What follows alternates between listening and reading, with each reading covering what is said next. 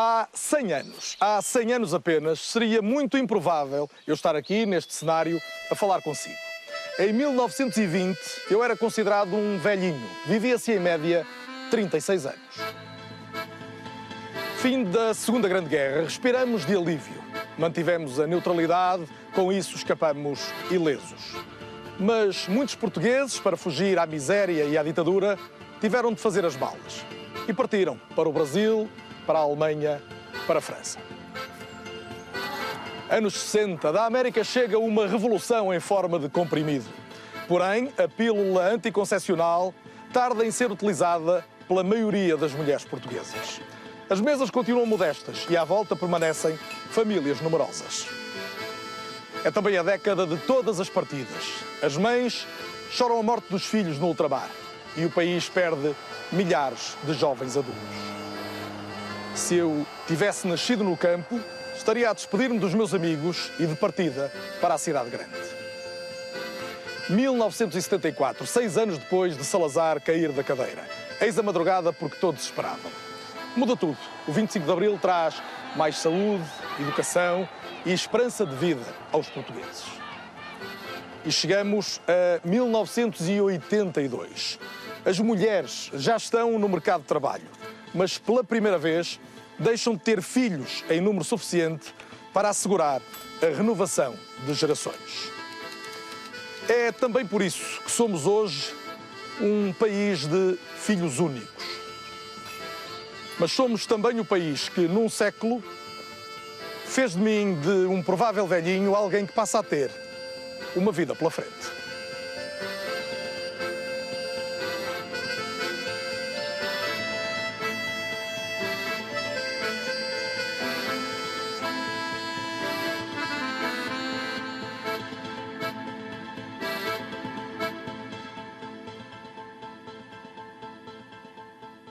A demografia é como se fosse um grande paquilheiro, um elefante.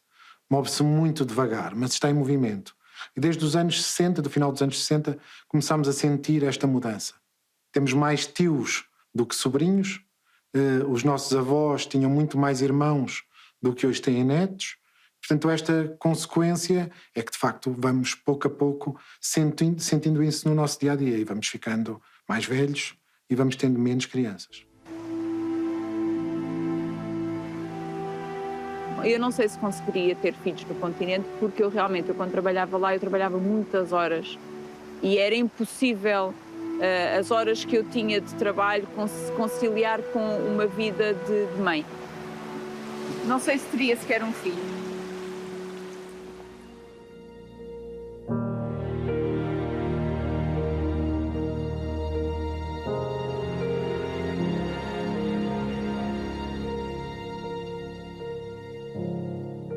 O que mudou no mundo nos últimos 60 anos?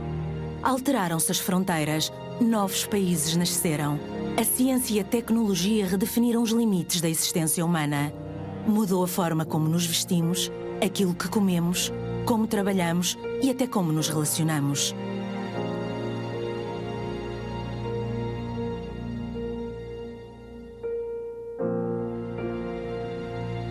Em Portugal mudou também o modo como nos renovamos. As famílias são diferentes do que foram e o burburinho de um grupo de crianças a brincar no campo é mais raro que outrora.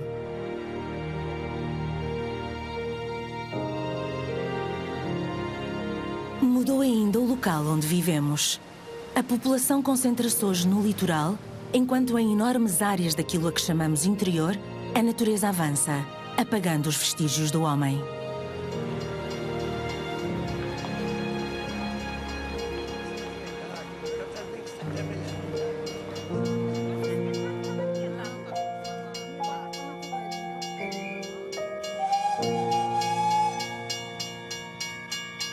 É interessante perceber, para já, uma coisa.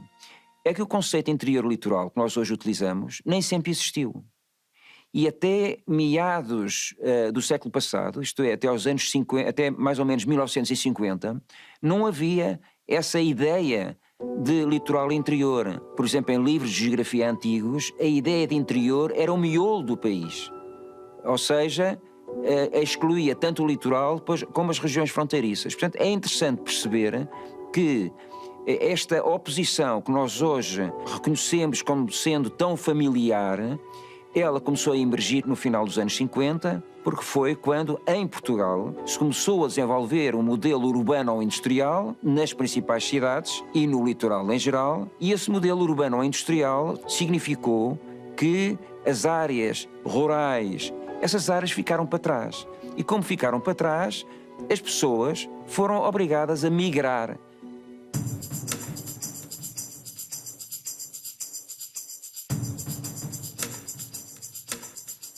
Havia ali era a cooperativa, íamos às compras aqui à mina e vinhamos aqui a buscar a farinha para cozer o pão.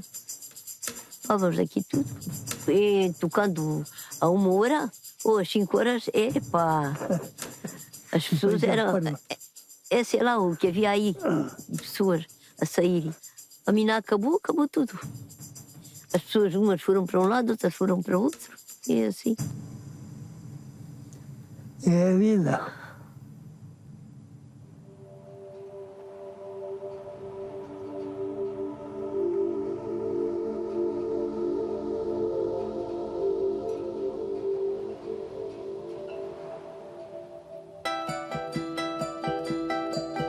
Portugal é hoje um país com maiores desequilíbrios territoriais do que no passado. É também um país em que, nas últimas décadas, morrer se tornou mais comum do que nascer. O que mudou em Portugal foi tudo. Nos anos 60 tínhamos uma população rural, onde os filhos eram um bem necessário para as atividades agrícolas. As mulheres não trabalhavam em grande número fora de casa.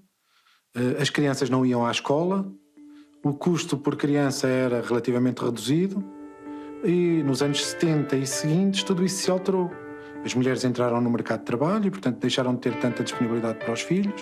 A eficácia dos métodos contraceptivos foram uma arma para as mulheres controlarem a gravidez e controlarem e terem direitos e capacidade sobre o seu corpo quando querem engravidar, quando podem engravidar e fazer aqui uma relação, ou estabelecer uma relação entre uma espécie de trade-off entre o trabalho e a família. Since the 1960s, though there's been something of a revolution, women have become gradually better, as well educated as men, in some cases better educated. They have developed and realized ambitions to move into the workforce. And this has been a revolution in family relationships, and one which initially led to a considerable reduction in the birth rate, because, of course, you can't do everything at once. You can't have a higher education and have a full-time job and look after the children and the household without cutting out something. And it was children who got cut out. Éramos, no início dos anos 60, um país rural, pouco esclarecido, asfixiado por uma ditadura que levou a família a um dos valores mais altos do Estado. Tínhamos, na época, a segunda taxa de natalidade mais elevada da Europa. Um valor que a crescente emancipação feminina rapidamente alterou. Até o ano de 1982, nós tínhamos valores que, apesar de serem cada vez menores, garantiam a substituição de gerações, e a substituição de gerações tem a ver com um índice sintético de fecundidade, que é o número de filhos por mulher, de 2,1, duas crianças, uma para substituir a mãe, outra para substituir o pai.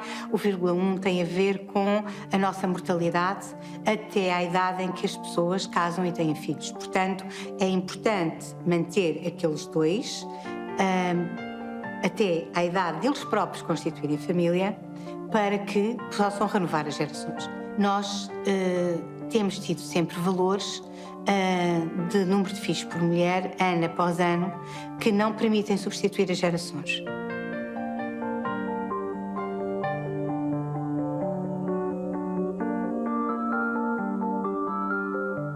Pensarmos na implicação que esta diminuição da fecundidade pode ter para o próprio envelhecimento da população é extraordinariamente preocupante.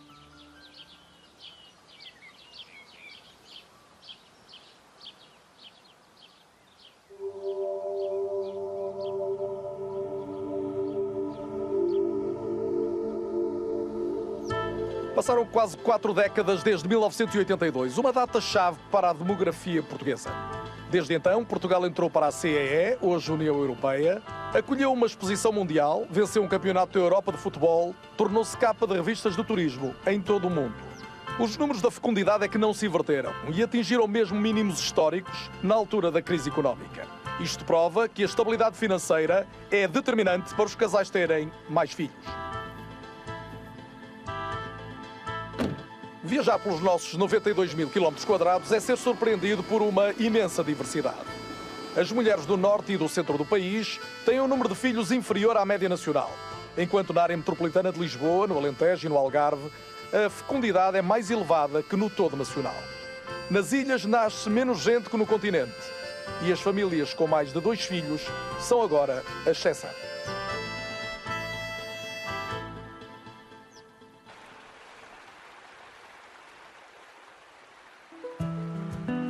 Um dos meus sonhos era ter filhos. O número de filhos não estava ainda estipulado na altura, para começar, e depois também íamos vendo se havia possibilidades de ter mais filhos, quer económicas, quer de tempo, quer estabilidade. Primeiro tivemos pronto, vimos que era possível ter o segundo, tivemos, depois vimos que era possível ter o terceiro, também o tivemos. É claro que eles não têm acesso a muitas das coisas que existem numa grande cidade, mas em compensação têm acesso a outras que na grande cidade os miúdos não têm.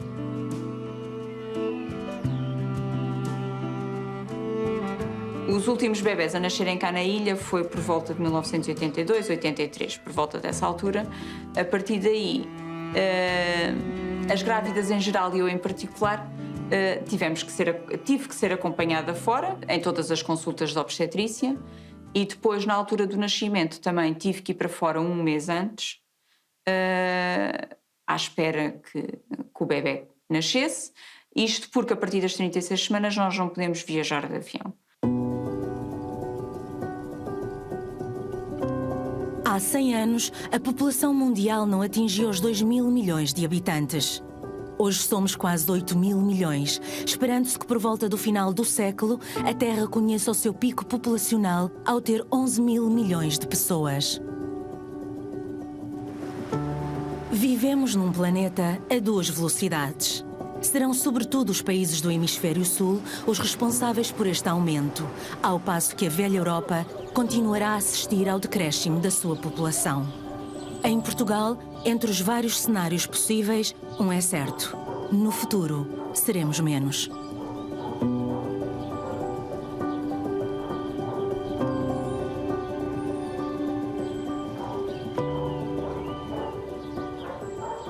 Nós não queremos adivinhar o futuro, queremos apenas imaginar o que poderá acontecer se algumas evoluções se vierem a concretizar. As últimas projeções demográficas do INE são muito claras e parece-me que todos os observadores concordam com elas. Nesta altura, a população portuguesa é na ordem dos 10 milhões de pessoas. Tudo indica que, num cenário de evoluções mais prováveis, a população portuguesa em 2080 venha a ser apenas de 7 milhões e meio de habitantes. Se o cenário for mais otimista, onde mais crianças nasçam, mais pessoas entrem, mais portugueses regressem, a população portuguesa continuará a diminuir. Também entramos em declínio, mesmo com um cenário otimista. Imaginemos agora o que se passa com os cenários pessimistas. O cenário pessimista é um cenário de poucos nascimentos e de mais saídas do que entradas. Esse cenário é gravíssimo, é um cenário onde seremos menos de 6 milhões de habitantes, muito mais velhos, muito menos gente em idade de trabalhar, muito menos gente a descontar para o sistema de segurança social, a contribuir para o nosso estado de bem-estar. O cenário pessimista é um cenário impossível, é um cenário que temos de evitar a todo o custo que se passa.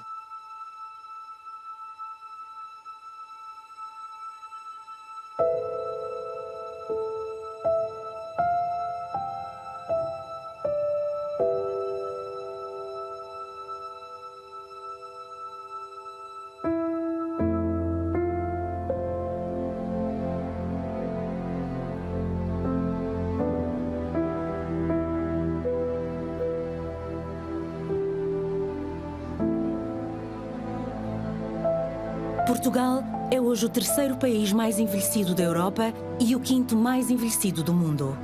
Prevê-se que em 30 anos ocupe o primeiro lugar neste ranking europeu e que seja já em 2030 o terceiro país mais envelhecido do planeta. Quando nós analisamos o rácio entre aqueles que têm mais de 65 e os que têm menos de 15, nós em Portugal já temos, em praticamente todas as regiões, com exceção dos Açores, nós já temos um número de idosos por cada 100 jovens superior a 100, o que significa que já temos mais idosos do que jovens.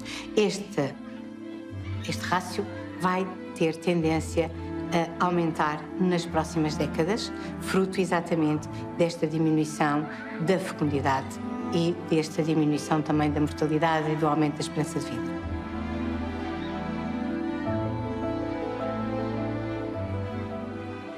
Um exemplo que eu gosto muito de dar é o exemplo das festas de Natal. Muitos de nós, os mais velhos de nós, lembram-se das festas de Natal com muitas crianças à volta da árvore e poucos séniores à volta da árvore. Tende a ser ao contrário. As nossas festas de Natal hoje começam a ter uma paisagem diferente, muito mais grisalhos à volta da árvore do que crianças. É por isso que damos tanto valor às crianças, porque são muito menos.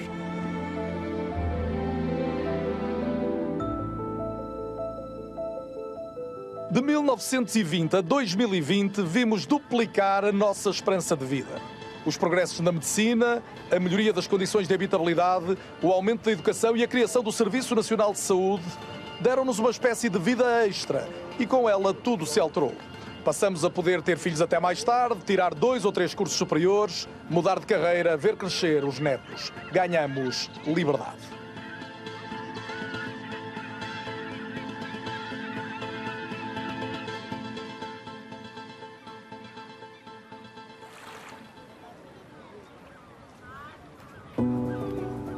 Vivemos mais do que no passado, concretizando um sonho eterno da humanidade.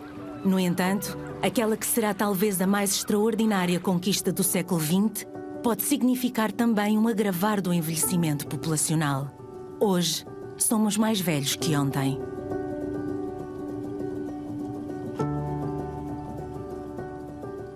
Muitas vezes eu ouço esta frase: para onde é que eu os mando? Uns são os velhos, são os mais velhos. Habitualmente nós vemos as pessoas mais velhas como um custo, um acumular de doenças crónicas e um custo crescente social.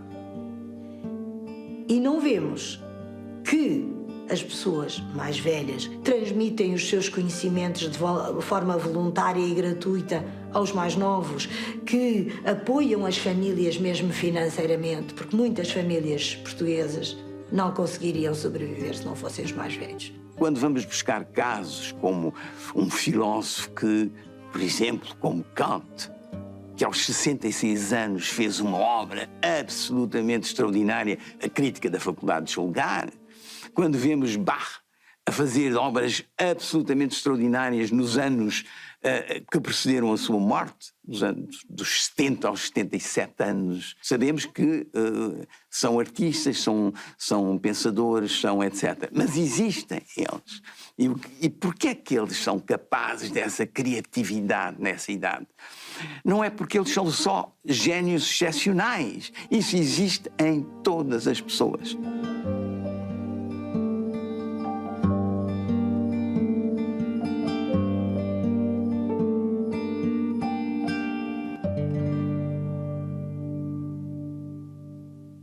Eu vi uma notícia de um jornal do início do século XX onde se falava de um velhinho de 40 anos. E hoje, com muita facilidade, conhecemos pessoas centenárias, várias.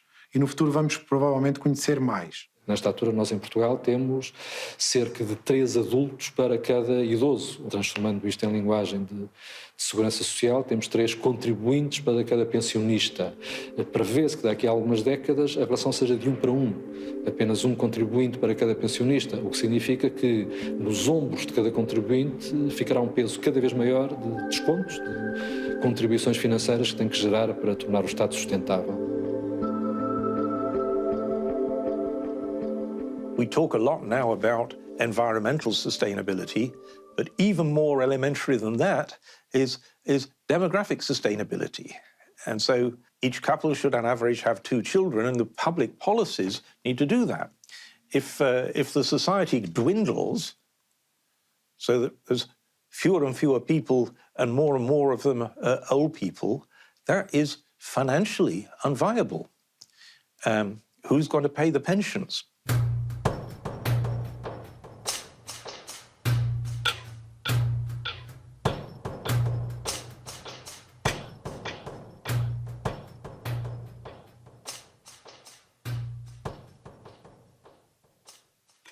Não há um problema de estar em causa o pagamento das pensões, isso não será um problema. A questão é que isso significa que, à medida que vai diminuindo o número de contribuintes e vai aumentando o número de beneficiários, nós vamos ter de começar a alocar maiores percentagens de transferências do Orçamento de Estado para o pagamento de pensões. A questão é o que é que nós abdicamos para ter de pagar essas pensões, ou seja, o que é que vamos ter de abdicar em termos de investimentos em educação, saúde, para alocarmos despesa a pensões. O que nós temos que fazer é uma adaptação. E essa adaptação passa muito por ir buscar financiamento a outros locais que não apenas o trabalho. E, portanto, a irmos a uma gavetinha que se chama capital e começar também a taxar o capital no futuro, ou a haver uma espécie de um IRS para as máquinas e para os robôs que substituíram a força de trabalho.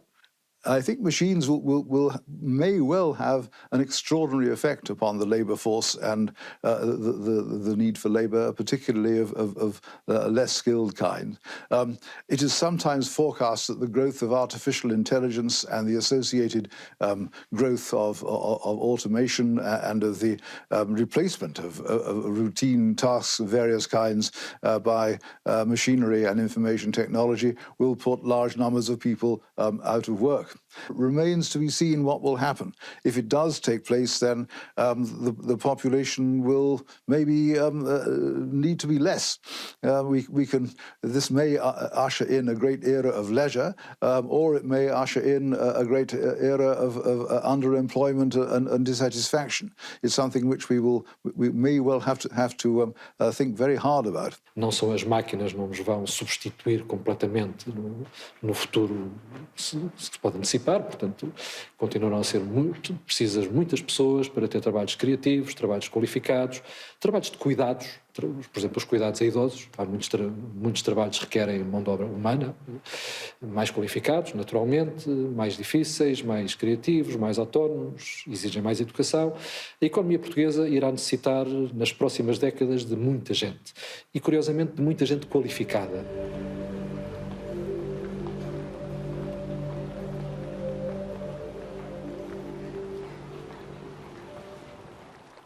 Num futuro em que os trabalhadores serão menos que os pensionistas, importa que quem contribui acrescente real valor à economia. Mas teremos nós braços e cérebros suficientes para garantir ao país os serviços de que ele necessita? Com menos pessoas, serão as máquinas capazes de assegurar o mesmo tipo de trabalho que os homens? Conseguirá, por exemplo, um robô alcançar a arte de um mestre de obras? Irão as máquinas roubar-nos trabalho? A minha preocupação neste momento não é que robôs roubem trabalho. A minha preocupação é que, no caso português então, é que os robôs não venham a tempo de substituir a quebra de força de trabalho que vamos ter.